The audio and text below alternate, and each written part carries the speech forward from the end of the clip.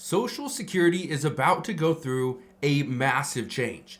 I talked about this earlier today. I've talked about it several times over the past few weeks, but we're now starting to see more updates and more reports from lawmakers and officials that are saying that we need to get to the root of the problem.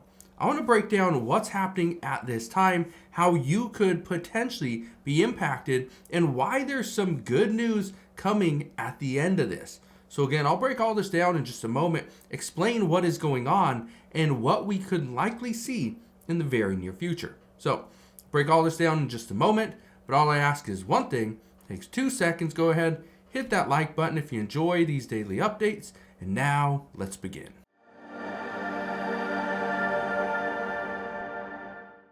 So first off, what is going on with Social Security, and what are we likely going to see over the next couple of months? Well, according to one report, Social Security could see disruptions within the next 30 to 90 days, and it's because of one thing. Look at this. It says a disruptive effect. How slashing staff at the Social Security Administration is sparking fears the system could collapse.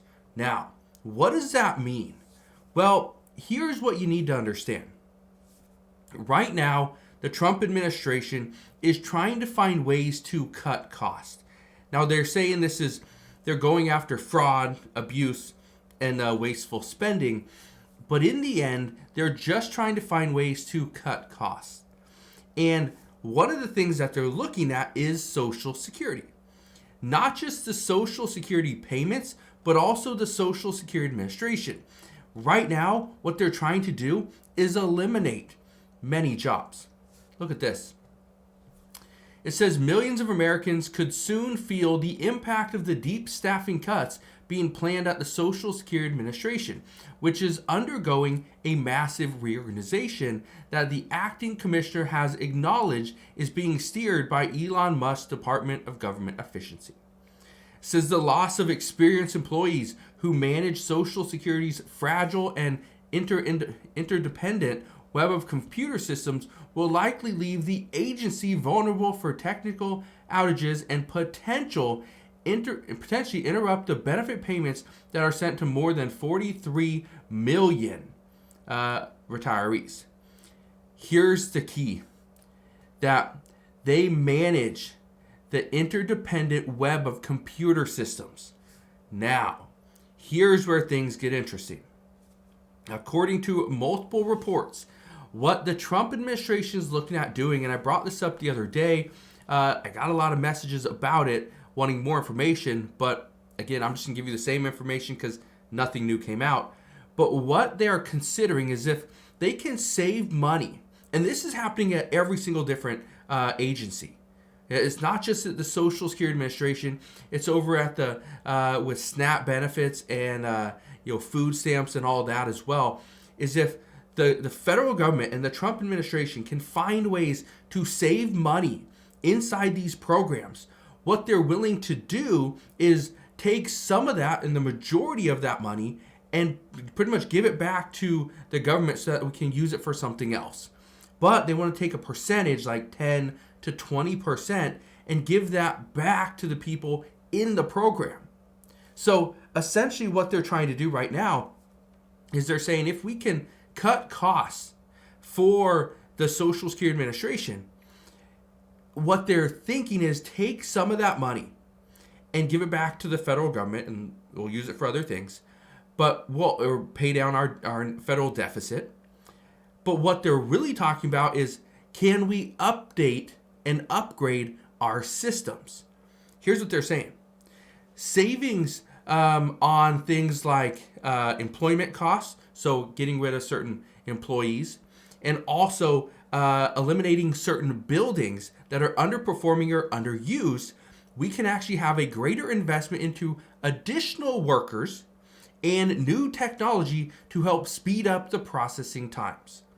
What they're saying is some of these workers that are inside the Social Security Administration, they are, how to put it gently, they're somewhat, they're not efficient, okay?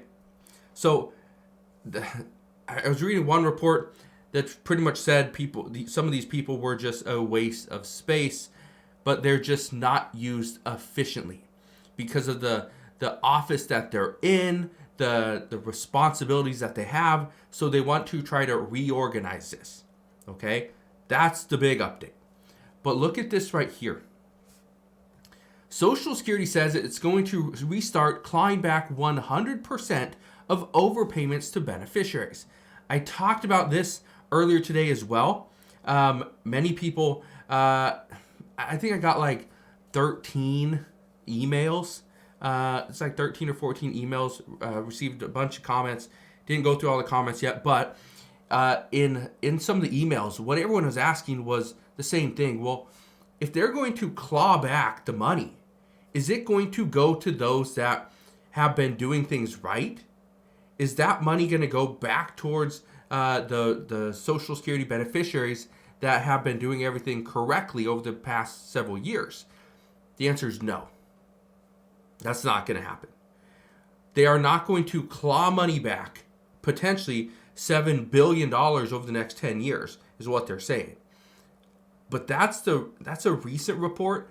There's been prior reports that say the amount of fraud and the amount of overpayments to Social Security recipients over the past, let's say, 5 to 10 years, that is massive.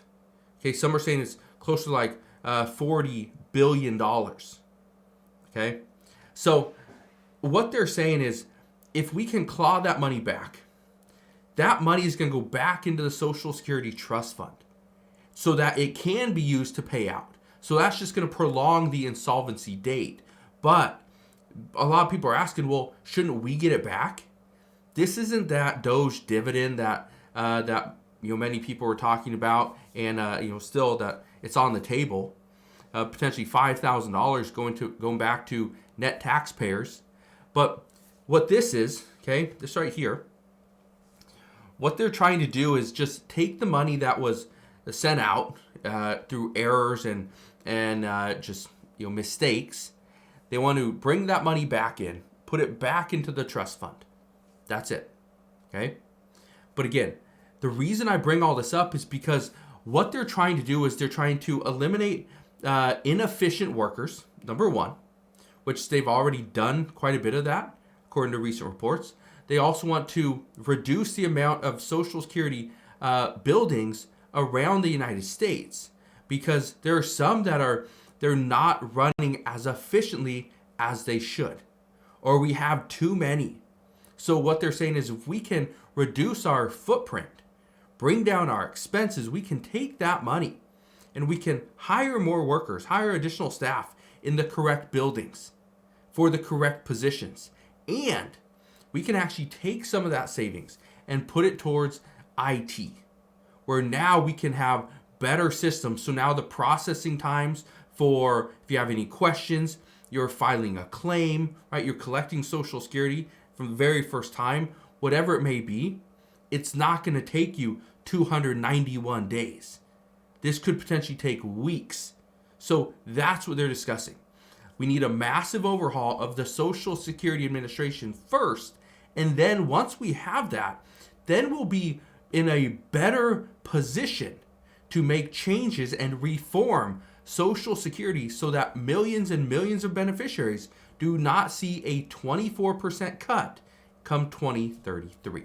So we'll see what happens moving forward, but I just wanted to share this with you because as of right now, they are looking at every aspect of Social Security and trying to figure out what is the best way forward.